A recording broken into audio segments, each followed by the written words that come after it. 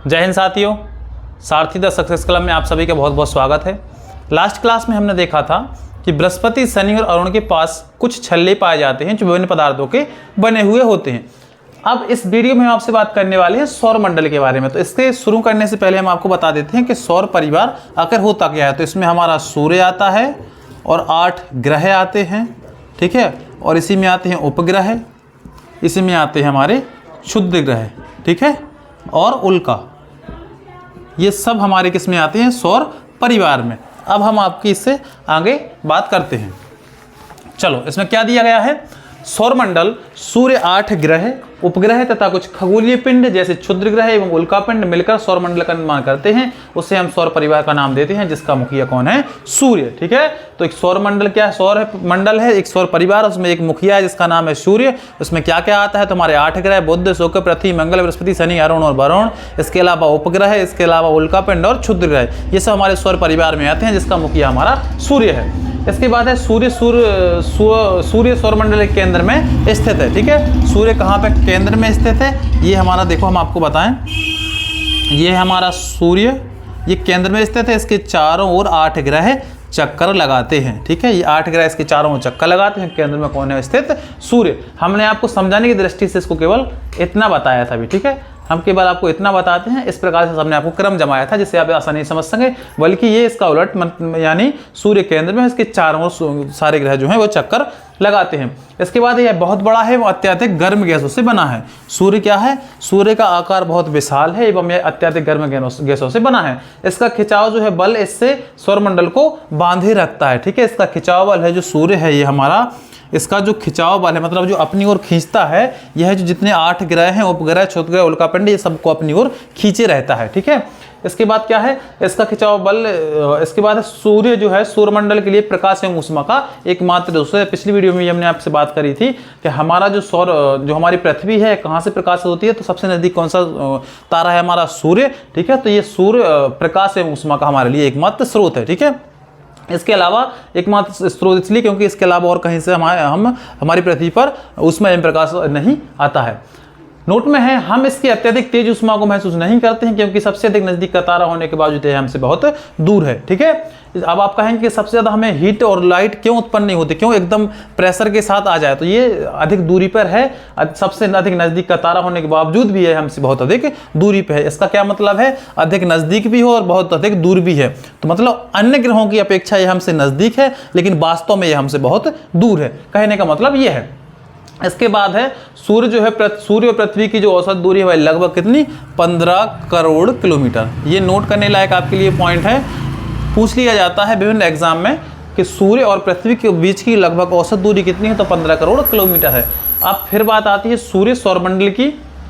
इसमें क्या है? इसमें के बारे में अन्य तथ्य जो दिए गए हैं। पौराणिक रोमन कहानियों में सोल सूर्य देवता को कहा जाता था, ठीक है। सोल जो है सूर्य देवता को कहा जाता है। सौर शब्द का जो अर्थ है सूर्य से संबंधित, इसलिए सूर्य के परिवार को सौर मंडल कहा जाता है, ठीक है। तो ये एक्स्ट्रा फैक्ट में क्या लिखा है? पौराणिक जो रोमन की कहानियां हैं उनमें क्या बताया है कि सोल जो है सूर्य देवता को कहा जाता है और सौर शब्द का अर्थ होता है सूर्य से संबंधित, इसलिए सूर्य के जो परिवार उसको सौर मंडल कहा जाता है। चलिए नेक्स्ट में देखते हैं हम जियोग्राफी एक अंग्रेजी शब्द है, ग्रीक भाषा से लिया गया है, जिसका अर्थ है पृथ्वी का विवरण, ठीक है।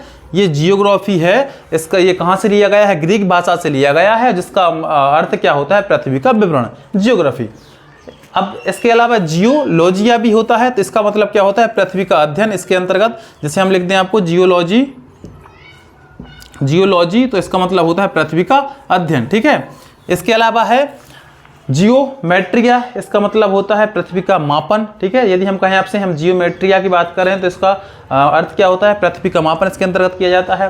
फिर है जियोड्स पृथ्वी के आकार के अनुरूप, ठीक है। यदि हम आपसे बात करें कि जियोलॉजी मतलब जियोलॉजी के अंतर्गत क्या होता है? तो पृथ्वी का अध्ययन होता है। जियोमेट्रिया के अंतर्गत क्या होता है? पृथ्वी का मापन होता है। और जियोड्स में क्या होता है? पृथ्वी के आकार के ये अनुरूप होता है, ठीक है। अब बात करते हैं खगोलीय पिंड नौ एवं उनकी गति के संबंध में अध्ययन करने वालों खगोल शास्त्री कहते हैं। ये गलत हो गया है।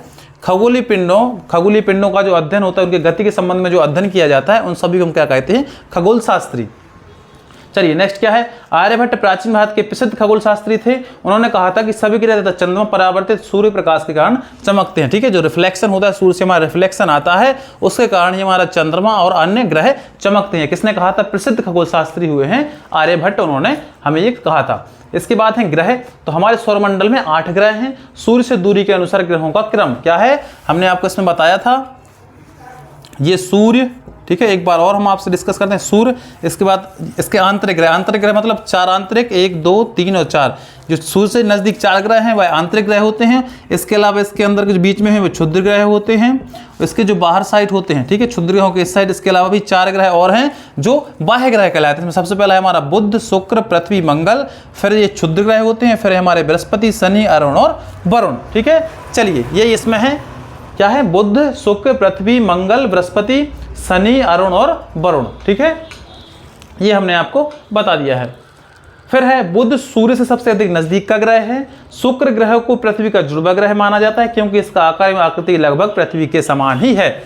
जो बुध है वह सूर्य के नजदीक है, ये हमें पता ही है कि जी सबसे नजदीक कौन सा ग्रह है, सबसे पहला है बुध ग्रह है, ये सूर्य के नजदीक है। और लास्ट में हमारा कौन सा आता है, वरुण, तो ये सूर्य से अधिक दूरी पर है। ठीक है, तो सबसे अधिक समय में सूर्य का परिक्रमण कौन करेगा, वरुण, सबसे कम समय में बुध। फिर इसके बाद नेक्स्ट क्वेश्चन है हमारा कि शुक्र ग्रह जो है इसको जुड़वा ग्रह माना जाता है पृथ्वी का। ठीक है, क्यों, पृथ्वी के सबसे नजदीक भी है शुक्र ग्रह है और इसका आकार एवं आकृति भी लगभग पृथ्वी के ही समान है, इसलिए इसको पृथ्वी का जो है जुड़वा ग्रह माना जाता है। नेक्स्ट क्या है, प्लूटो हमारा 9वां ग्रह माना जाता था। हमने आपको पिछली वीडियो में बताया था कि हम नेक्स्ट वीडियो में इसके बारे में चर्चा करेंगे। तो ये उसके बारे में फैक्ट दिया हुआ है कि प्लूटो जो है बुध, शुक्र, पृथ्वी, मंगल, बृहस्पति, शनि, अरुण, वरुण और इसके बाद जो 9वां ग्रह आता था प्लूटो 9वां ग्रह माना जाता है। परंतु अंतर्राष्ट्रीय खगोलीय संगठन ने अपनी बैठक अगस्त 2006 में यह निर्णय लिया कि कुछ समय पहले खोजे गए अन्य खगोलीय पिंड जिसमें 2003.UB313 और सिरस तथा प्लूटो बौने ग्रह कहे जा सकते हैं। बौने ग्रह मतलब क्या होते हैं ये हम आपको बताते हैं आगे। चलिए आगे बढ़ते हैं। इनका सबसे बड़ा ठोस कारण क्या है ये भी आप समझ लें। क्या होता था, हम लास्ट ग्रह केवल सूर्य बनाते हैं और एक बार बुध बना देते हैं और ये वरुण है। ठीक है, इसके बाद है हमारा प्लूटो जिसको अपन यम भी बोलते हैं। ये क्या करता था, ये जो है अपनी कक्षा में, मतलब जो इसका रास्ता क्या है ये, ठीक है, इसकी रास्ता है ये, ऐसा ऐसा इसको चलना है। ठीक है, ये कभी कभी क्या करता था, ये वरुण की कक्षा में प्रवेश कर जाता, मतलब इसकी रास्ता ये है लेकिन ये यहाँ आ जाता था। ठीक है, ये बीच में यहाँ कभी कभी आ जाता था, मतलब वरुण को ये कभी कभार डिस्टर्ब कर देता। मतलब जैसे हम कहते नहीं अपने यहाँ की ताक झांकी की जिसकी आदत होती है, तो किसकी ताक झांकी आदत किसकी थी, यम की। तो ये वरुण की कक्षा में कभी कभी प्रवेश कर जाता है जिस कारण इसको ग्रह का दर्जा समाप्त इसका कर दिया गया है। अब दर्जा यदि समाप्त कर दिया गया तो आप ये ना समझें कि यदि इसका केवल दर्जा समाप्त किया गया है, इसको सौर परिवार से हटाया नहीं गया है, मतलब ये अपनी इस जगह स्थित है, इसको कहीं बाहर नहीं भेजा गया है, क्योंकि अभी तक हमारे वैज्ञानिक हम सफल नहीं हो पाए हैं कि किसी ग्रह की स्थिति बदल दें। ठीक है, लेकिन हमने इसको ग्रह मानने से इनकार कर दिया है। क्यों, क्योंकि जो वरुण की कक्षा में ये बार बार प्रवेश कर जाता था। इसके बाद है सौरमंडल के सभी 8 ग्रह एक निश्चित पथ पर सूर्य का चक्कर लगाते हैं। रास्ते दीर्घवृत्ताकार में फैले हुए हैं, यह कक्षा कहलाते हैं। ठीक है, सूर्य का चक्कर हमने फिर आपको बताया है कि जो हमने अभी आपको बताया था कि जी ये वरुण है, ठीक है, और ये यम है। ये क्या करता था, इसकी कक्षा को काटता, मतलब कक्षा मतलब दीर्घवृत्ताकार, मतलब ये है। ठीक है, ये इसकी होती है कक्षा, मतलब ये जो है ये धीरे धीरे आगे बढ़ते हैं ग्रह, ये कहलाती है कक्षा, और जिस रास्ते से वो गुजर रहे हैं वो कहलाता है हमारा दीर्घवृत्त। तो क्वेश्चन आता है कि सौरमंडल के सभी 8 ग्रह निश्चित पथ पर सूर्य का चक्कर लगाते हैं। यह रास्ते कैसे होते हैं, तो ये दीर्घवृत्ताकार होते हैं, मतलब इस प्रकार से ये रास्ते होते हैं। दीर्घवृत्ताकार मतलब ये होता है सीधा सीधा, ठीक है, ऐसे चक्कर लगाते हैं। और जिस स्थिति में वो जहां से शुरुआत करते हैं वृत्ताकार में फैला हुआ है, ये कक्षा कहलाते हैं। ठीक है, ये सभी क्या कहलाते हैं, कक्षा। चलिए नेक्स्ट क्या है, पृथ्वी जो है सौरमंडल का सबसे अद्भुत ग्रह माना जाता है। ठीक है, ये भी आपको पॉइंट नोट करके चलना है कि जो पृथ्वी है वह सौरमंडल का सबसे अद्भुत ग्रह माना जाता है। सूर्य से दूरी के क्रम में पृथ्वी तीसरा ग्रह है। ये भी हमें आप पता होना चाहिए कि सूर्य जो है पृथ्वी से दूरी के क्रम में तीसरा ग्रह है। कैसे, सूर्य के बाद आती है बुध, फिर शुक्र, फिर आते हैं तीसरे नंबर पे हमारी पृथ्वी, तो ये तीसरा ग्रह है। आकार में है सबसे बड़ा ग्रह है, आकार में है 5वां सबसे बड़ा ग्रह है। ठीक है, 8 ग्रहों में से पृथ्वी जो हमारी है वह 5वें नंबर का सबसे बड़ा ग्रह माना जाता है। ठीक है, और यह ध्रुवों के पास थोड़ी चपटी होती है, यही कारण है कि इसके ध्रुवों के पास थोड़ी चपटी होती है। अब आप कहेंगे ध्रुव क्या, हम आपको अक्षांश और देशांतर रेखा पढ़ाएंगे नेक्स्ट वीडियो में, उसमें आपको बहुत अच्छे से स्पष्ट हो जाएगा। क्या होता है, अपन क्या कहते हैं, पृथ्वी का आकार है वह गोलाकार है, ठीक है, लेकिन वास्तविक में पृथ्वी का आकार जो है गोलाकार नहीं है। इसकी जो आकार है थोड़ा उबड़ खाबड़ इस प्रकार से है, ठीक है, ऐसे उबड़ खाबड़ है, इतना नहीं है लेकिन हाँ उबड़ खाबड़ है। ये हमने आपको समझाने के लिए बता दिया है। तो पृथ्वी का जो वास्तविक आकार जैसा अपन ग्लोब पे देखते हैं बिल्कुल सपाट वैसी नहीं है कि बिल्कुल गोलाकार हो, इसका रास्ता जो है उबड़ खाबड़ है ये पृथ्वी, ठीक है। तो क्या है, ये ध्रुवों के पास, ध्रुव मतलब होते हैं जी ऊपर, ये जो बिंदु है एक ये उत्तरी ध्रुव कहलाता है। रेखा हम आपको पढ़ाएंगे अक्षांश देशांतर, तो उसमें आपको क्लियर हो जाएगा क्या होता है। ये बीच में होती है 0 डिग्री रेखा, इसको विषुवत रेखा मानते हैं, और ये होता है इसका ऊपर साइड मतलब उत्तरी ध्रुव, और नीचे साइड कहलाता है हमारा दक्षिण ध्रुव, ठीक है। तो क्या कहा है, यह ध्रुवों के पास थोड़ी चपटी होती है, कौन, पृथ्वी, जिस कारण इसके आकार को हम भूभाग कहते हैं। क्वेश्चन पूछ लिया जाता है कि क्या कारण है पृथ्वी के आकार को भूभाग हम क्यों कहते हैं। भूभाग इसलिए कहते हैं क्योंकि ये ध्रुवों के पास थोड़ी सी चपटी होती है, ठीक, उत्तरी ध्रुव दक्षिण ध्रुव के पास थोड़ी चपटी होती है, इसलिए इस स्थिति को हम क्या कहते हैं, जियोड या भूभाग, ठीक है। पृथ्वी का औसत व्यास लगभग 12,742 किलोमीटर है, ठीक है, ये भी हमें नोट करके चल रहे हैं कि पृथ्वी का जो औसत व्यास है वह 12,742 किलोमीटर है, ये लगभग है। भूभाग का अर्थ है पृथ्वी के समान, एक मिनट, हाँ, भूभाग का अर्थ है पृथ्वी के समान।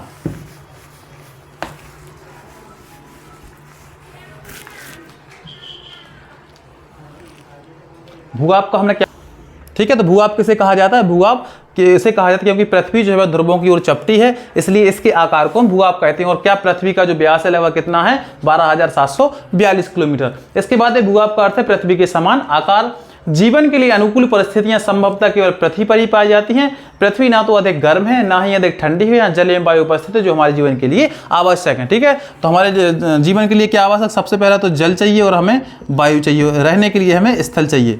तो ये केवल सही जिस प्रकार से हमें चाहिए कहाँ पर मिलते हैं, पृथ्वी, ठीक, पृथ्वी पर मिलते हैं। इसलिए हम कह सकते हैं कि इंसान के रहने के लिए अनुकूल परिस्थितियाँ ज़्यादातर कहाँ पर हैं, पृथ्वी पर। ये बात अलग है कि मंगल पे भी रहने के लिए जगह खोजी जा रही है। इसके बाद नेक्स्ट क्या है, अंतरिक्ष से देखने में पृथ्वी नीले रंग की दिखाई पड़ती है क्योंकि इसकी 2/3 सतह पानी से ढकी हुई है, इसलिए है नीला ग्रह कहलाता है, ठीक है। नीला ग्रह क्यों कहा जाता है, क्योंकि यदि हम इसको 3 भागों में बांटें, 3 भागों में यदि हम पृथ्वी को बांटते हैं तो इसके 2/3 भाग पानी से ढका हुआ है, ठीक है, इसलिए यह नीला ग्रह अंतरिक्ष से देखने पर हमें नीला दिखाई देता है। इसके बाद क्या है, प्रकाश की गति लगभग 3 लाख किलोमीटर प्रति सेकंड है। इस गति के बावजूद सूर्य के प्रकाश को पृथ्वी तक पहुंचने में लगभग 8 मिनट का समय लगता है। आप अनुमान लगा सकते हैं कि जिसकी स्पीड है, सूर्य के प्रकाश की स्पीड है 3 लाख किलोमीटर प्रति सेकंड, ठीक है। 3 लाख किलोमीटर जो है 3 लाख किलोमीटर प्रति सेकंड, ठीक है। अब इतनी स्पीड होने के बावजूद भी इसका पृथ्वी पर प्रकाश आने में लगभग 8 मिनट का समय लग जाता है, ठीक है। तो आप अनुमान लगा सकते हैं कि ये सूर्य जो है पृथ्वी से कितनी दूरी पर स्थित है। इसके बाद है चंद्रमा। तो चंद्रमा जो है हमने आपको बताया था कि चंद्रमा जो है पृथ्वी का हमारा एकमात्र उपग्रह है। उपग्रह मतलब क्या, जो ग्रहों के चक्कर आते हैं। ग्रह मतलब क्या, जो किसी अपने नजदीक के तारे के चक्कर लगाते हैं। तारे क्या होते हैं, जिसके पास खुद की ऊष्मा और लाइट होती है, सॉरी हीट और लाइट होती है।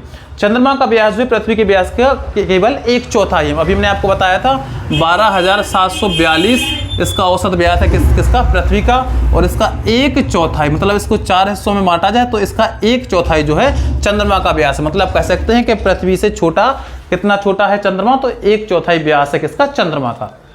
ये चंद्रमा का आकार है। नेक्स्ट क्या दिया गया है, चंद्रमा अन्य खगोलीय पिंडों की अपेक्षा पृथ्वी के अधिक नजदीक है, इसलिए इसका आकार हमें बड़ा प्रतीत होता है। पृथ्वी से चंद्रमा की दूरी लगभग 3,84,400 किलोमीटर है, ठीक है। सूर्य और पृथ्वी की दूरी 15 करोड़ किलोमीटर, और पृथ्वी और चंद्रमा की दूरी 3,84,400 किलोमीटर, ठीक है। तो ये हमें फैक्ट ध्यान रखने। और क्या कहा गया था, पृथ्वी का जो चंद्रमा का जो व्यास है पृथ्वी के व्यास से लगभग 1/4 है, ठीक है। दूरी हमने आपको बताई है। इसके बाद एक्स्ट्रा फैक्ट में लिखा गया है कि नील आर्मस्ट्रॉन्ग ऐसे व्यक्ति थे जिनने चंद्रमा की सतह पर पहली बार कदम रखा था। कब रखा था, तो ये रखा था इनने 20 जुलाई 1969 को, ठीक है। कब, 20 जुलाई 1969 को किसने रखा था? नील आर्मस्ट्रांग ने। ठीक है, वो सबसे पहले चंद्रमा की सतह पर पहला कदम रखा था। और राकेश शर्मा जी हैं, ये तो हमारे विदेश के थे। जो राकेश शर्मा जी हैं वह पहले भारतीय हैं जिन्होंने 2 अप्रैल, ये देखिए 2 अप्रैल 1984 को पहली बार चंद्रमा पर कदम रखा था। ये पहले भारतीय हैं। ठीक है, इसके बाद नेक्स्ट में क्या है वो देखते हैं हम। चंद्रमा जो है पृथ्वी का एक चक्कर लगभग 27 दिन में पूरा करता है और इतने ही समय वह अपने अक्ष पर भी घूमता है। ठीक है, तो हमने आपको बताया था घूर्णन और परिक्रमण अवधि किस ग्रह की समान है? तो शुक्र ग्रह की समान है। ठीक है, लगभग उसको उतना ही समय लगता है। इसी प्रकार से चंद्रमा है, चंद्रमा क्या है? उपग्रह है। उपग्रह क्यों? क्योंकि वह पृथ्वी ये ग्रह है उसका चक्कर लगाता है। कितने दिन में चक्कर लगाता है? तो 27 दिन में पृथ्वी का चक्कर भी लगाता है और 27 दिन में भी अपने ही अक्ष पे भी घूमता है। ठीक है, तो इसलिए इसका घूर्णन और परिक्रमण समान है। इसके बाद है हमारा चंद्रमा की सतह पर मैदान। चंद्रमा की सतह पर मैदान, पर्वत एवं गड्ढे हैं जो चंद्रमा की सतह पर छाया बनाते हैं। पूर्णिमा के दिन चंद्रमा पर इनकी छाया को देखा जा सकता है। जैसे हम कहते हैं कि चंद्रमा पर जो इसको अपन मानते हैं कि दाग है, वो दाग नहीं है। क्या होता है?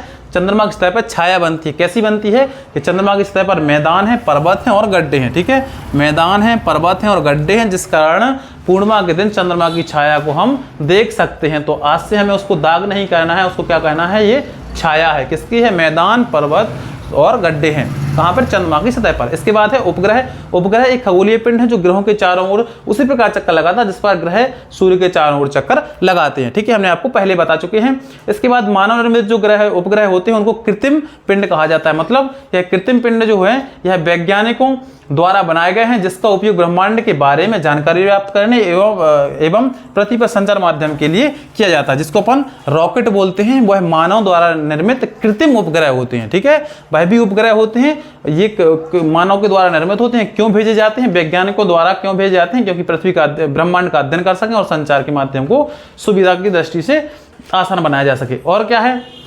इसे रॉकेट के द्वारा अंतरिक्ष में भेजा जाता है एवं पृथ्वी की कक्षा में स्थापित कर दिया जाता है। पृथ्वी की कक्षा मतलब ये सूर्य, ये पृथ्वी है, तो ये यहाँ कहीं रॉकेट द्वारा इसको भेजा जाता है, उपग्रह को यहाँ कहीं भी ये स्थापित किया जा सकता है। अंतरिक्ष में उपस्थित कुछ भारतीय उपग्रह, मतलब हमारा भारत भी है जो इसरो संगठन है, इसरो। ठीक है, आपको कमेंट में बताना है कि इसरो की फुल फॉर्म क्या होती है, इसकी स्थापना कब हुई थी और वर्तमान इसके अध्यक्ष कौन है। तो अंतरिक्ष में उपस्थित कुछ भारतीय उपग्रह कौन कौन से? इनसैट है, IRS है और एडुसेट इत्यादि हैं जो पृथ्वी की कक्षा में उपस्थित हैं। इसके बाद आते हैं हमारे क्षुद्र ग्रह। चलिए क्षुद्र ग्रह के बारे में बात करते हैं। क्षुद्र ग्रह क्या है हमारे? हमने पहले आपको बताया था कि मंगल और बृहस्पति की कक्षा के बीच में कुछ ग्रहों के टुकड़े होते हैं जो वहां पर चक्कर लगाते रहते हैं, उनको क्षुद्र ग्रह कहते हैं। ये भी आप यहां देख सकते हैं कि तारों, ग्रहों एवं उपग्रहों के अतिरिक्त असंख्य छोटे पिंड सूर्य के चारों ओर चक्कर लगाते हैं। इन पिंडों को क्षुद्र ग्रह कहते हैं। यह मंगल, देखिए यह मंगल बृहस्पति की कक्षाओं के बीच पाए जाते हैं। ठीक है, नेक्स्ट क्या है? क्षुद्र ग्रह ग्रहों के ही भाग होते हैं जो कि बहुत वर्ष पहले विस्फोट के बाद ग्रहों से टूटकर अलग हो गए हैं। अब आप कहेंगे ये ग्रहों के भाग हैं, तो ग्रहों के भाग कैसे टूटे? ऐसा तो नहीं है कि जैसे पृथ्वी से कुछ भाग टूटकर अलग हो जाए, ऐसा संभव है क्या? नहीं, ऐसा संभव नहीं है। जब तक इसमें विस्फोट नहीं होगा तब तक ग्रहों के कोई भी भाग टूट नहीं सकता है। तो क्या कारण है कि क्षुद्र ग्रहों के ही भाग होते हैं जो कि बहुत वर्ष पहले विस्फोट के बाद ग्रहों से टूटकर अलग हो जाते हैं और ये भी साथ साथ में सूर्य की परिक्रमा करने लगते हैं। क्यों करते हैं? क्योंकि जो सूर्य का खिंचाव है वह बहुत तेज है और सभी ग्रहों को वह अपनी ओर खींच के रखता है। अब नेक्स्ट आते हैं उल्कापिंड। उल्कापिंड क्या होते हैं? सूर्य के चारों ओर चक्कर लगाने वाले पत्थरों के छोटे छोटे टुकड़ों को उल्कापिंड कहते हैं। कभी कभी ये उल्कापिंड पृथ्वी के इतने नजदीक आ जाते हैं कि इनकी प्रवृत्ति पृथ्वी पर गिरने की हो जाती है। इस प्रक्रिया के दौरान बालू के दौरान घर्षण होने के कारण यह गर्म होकर जल जाते हैं, फलस्वरूप चमकदार प्रकाश उत्पन्न होता है। ठीक है, हम आपको और स्पष्ट समझाने के लिए कहते हैं, देखो ये है हमारा सूर्य।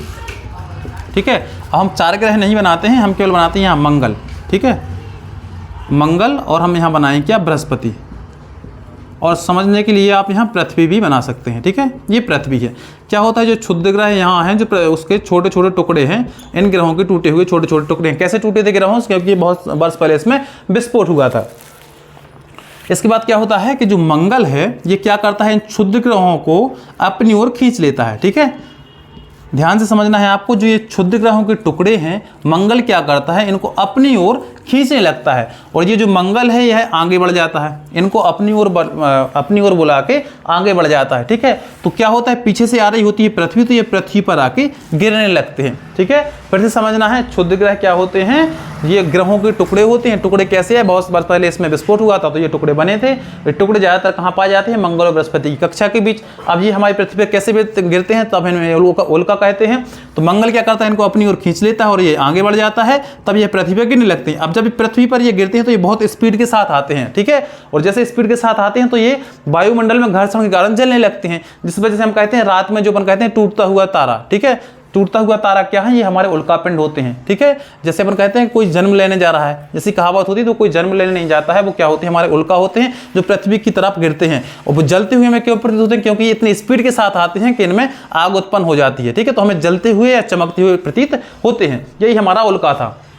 और इस प्रक्रिया के दौरान घर्षण होने के कारण यह गर्म होकर जल जाते हैं, फलस्वरूप चमकदार प्रकाश उत्पन्न होता है। उदाहरण के लिए टूटता हुआ तारा। ठीक है, ये एग्जाम्पल है टूटता हुआ तारा।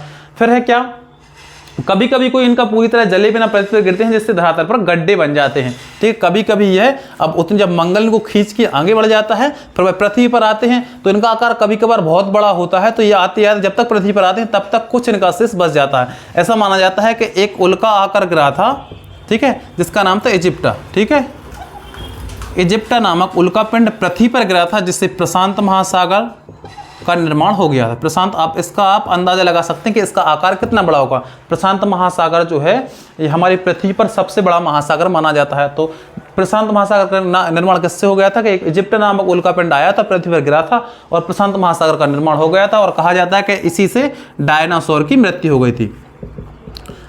हमारी पृथ्वी से डायनासोर भी इसी से समाप्त हुए थे। किस कारण, इजिप्ट नामक उल्का के गिरने से प्रशांत महासागर का निर्माण हुआ था और डायनासोर की मृत्यु हुई थी। ठीक है, चले फिर है हमारी आकाशगंगा। आकाशगंगा किसे कहते हैं, आकाशगंगा जो है तारों के लाखों तारों का समूह होता है। आकाशगंगा हमारा सौरमंडल इस आकाशगंगा का एक भाग है।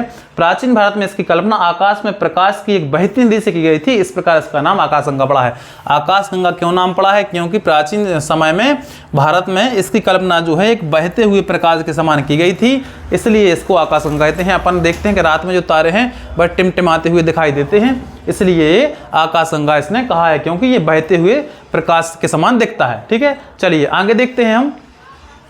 आगे क्या दिया गया है कि आकाशगंगा जो है करोड़ों तारों, बादलों तथा गैसों की एक प्रणाली है। लाखों आकाशगंगा मिलकर एक ब्रह्मांड का निर्माण करती हैं। ब्रह्मांड की विशालता की गणना करना अत्यधिक कठिन है। हम इसको आकाशगंगा को आपको समझाते हैं, जब तक और देख लें थोड़ा सा। इसके बाद क्या है, ठीक है, ये वाइट बैकग्राउंड करके हम आपको और समझाते हैं।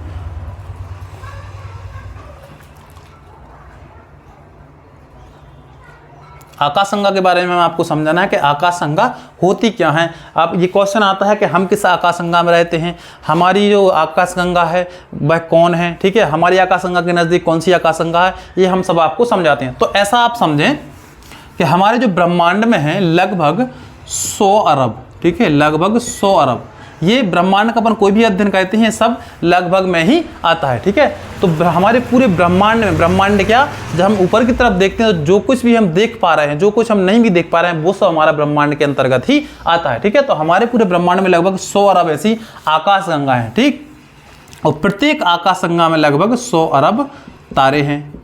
ठीक है, प्रत्येक आकाशगंगा में लगभग 100 अरब तारे हैं। आप अंदाजा लगाएं कि पूरे ब्रह्मांड में कितनी, लगभग 100 अरब आकाशगंगाएं हैं और प्रत्येक आकाशगंगा में लगभग 100 अरब तारे हैं। आकाशगंगा मतलब क्या, तारों का समूह। तो ऐसे तारों के असंख्य समूह लगभग 100 अरब हैं। उनमें से हमारी एक आकाशगंगा कौन है, उसका नाम आपको नाम बताते हैं, क्या है। अब इसमें 100 अरब जो हैं तारे हैं एक आकाशगंगा में, और पूरे ब्रह्मांड में लगभग 100 अरब आकाशगंगाएं हैं। अब हम जिस आकाशगंगा में रहते हैं, आकाशगंगा मतलब तारों के समूह में रहते हैं, उसका नाम क्या है, उसका नाम हम देते हैं मंदाकिनी। ठीक है, मिल्की वे, ये एक ही इसके आकाशगंगा के नाम है मंदाकिनी, मिल्की वे, या इसको ये अपन बोल देते हैं क्या, दुग्ध मेखला। ठीक है, हम जिस आकाशगंगा यानी जिस हम तारों के समूह के अंतर्गत रहते हैं उसको हम क्या कहते हैं, मंदाकिनी, मिल्की वे या दुग्ध मेखला। क्या हमने आपको बताया कि पूरे ब्रह्मांड में लगभग 100 अरब आकाशगंगाएं हैं। ठीक है, और प्रत्येक आकाशगंगा में लगभग 100 अरब तारे हैं। उनमें से भी हम एक आकाशगंगा में रहते हैं। ठीक है, और यहाँ हम आपको आसानी समझाने के लिए कहते हैं सबसे पहले शुरुआत होती है कहाँ से, ब्रह्मांड से। ठीक है, ब्रह्मांड से शुरुआत हुई। इसमें लगभग कितनी 100 अरब तो हैं क्या, आकाश गंगाएं, 100 अरब आकाश गंगाएं हैं। ठीक है, इसके बाद प्रत्येक आकाश गंगा में लगभग 100 अरब जो हैं वह तारे हैं। ठीक है, इसमें से एक हमारी आकाश गंगा है जिसका नाम क्या है, मंदाकिनी, मिल्की वे या दुग्ध मेखला। ठीक है, इसके बाद इसी में हमारा एक सूर्य है। ठीक है, इसी में हमारा सूर्य है। सूर्य के अंतर्गत ही क्या आता है, हमारा सौर परिवार। ठीक है, सौर परिवार जिसमें 8 ग्रह हमने आपको बताया था, 8 ग्रह, उपग्रह, उल्कापिंड, क्षुद्र ग्रह, ये सब। ठीक है, इसमें से ही हमारी एक पृथ्वी है। ठीक है, इसमें से हमारी एक क्या है, पृथ्वी है। इसमें से हम एक महाद्वीप में रहते हैं जिसका नाम है क्या, एशिया। इसमें से हम एक देश में रहते हैं जिसका नाम है भारत।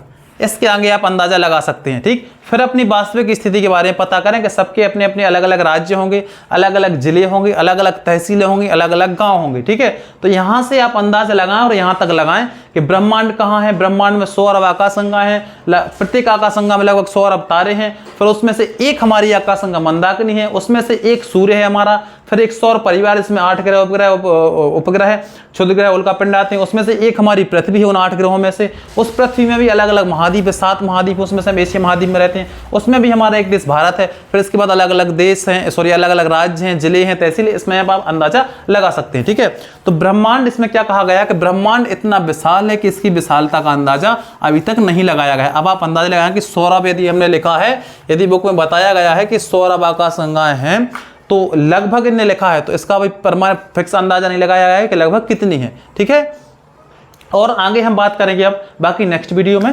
तब तक के लिए बहुत बहुत धन्यवाद।